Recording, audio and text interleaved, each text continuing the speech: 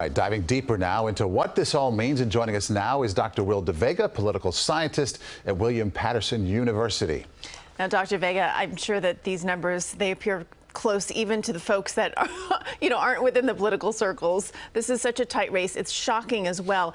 Jessica mentioned there are still some ballots to be counted. What exactly where are those ballots coming from? Yeah, exactly. And so that's why the race, quote unquote, has been called, right? I mean, or why AP felt comfortable calling the race.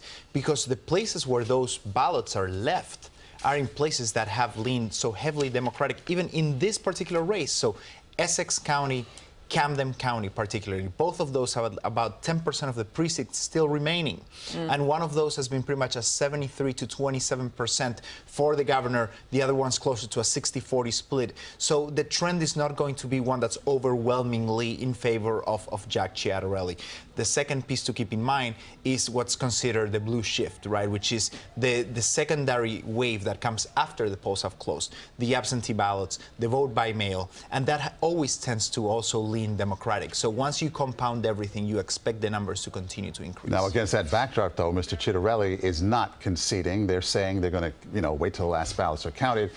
Do you see a recount coming here? Yeah, I mean, first of all, I wouldn't concede either, right? I mean, I would like to wait until the last ballot is counted as well. But yeah, I expect a recount to happen. And I want to be fair here and to the audience. Recounts are not automatic in the state of New Jersey. So the Ciattarelli, let's call it administration, will have to actually come up and say, we've found anomalies, we've found irregularities, and this is why we are challenging or requesting a recount. Absent that, they can't just say it was so close that we want someone to recount for us, right? And in all fairness, we've seen it over the last couple of days now that there are instances to request a recount at this point in time. So that's the reason the ACLU and the League of Women Voters have, tried to file to keep the polls open a little longer. On what basis? It was the fact that there were issues with, the voting systems, and the longer lines, and some of the polling places were kept kept closed, and people couldn't vote in places like Piscataway.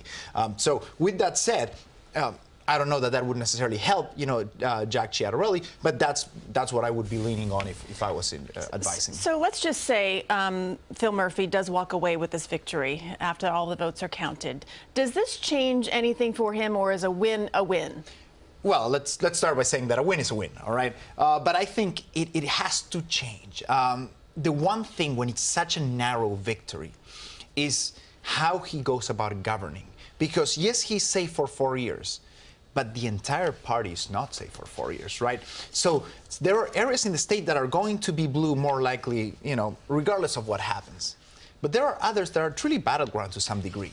So will the legislature now keep him in check? Will they be the ones who say, we understand that you're pushing the progressive agenda, but if you do this, you're hanging us out to dry in the next election. So we cannot sign on to this. Otherwise, we have nothing to defend to our constituents. So what's going to be interesting for us to watch in the next, particularly over the next 12 to 18 months, is how much do the Assembly and the Senate say, we're willing to go along with this because we believe in it, or this is not the hill we're going to die on, so we're going to pump the brakes and say, you know what, this is not necessarily what's going to help us in 2 and in 4 years. To say nothing of the congressional races and the Senate races as well. So we shall see. We certainly will. Those Dr. issues, DuBois. taxes, abortion, all of that, we'll be watching that closely. Thank you. Thank you so much for the insight.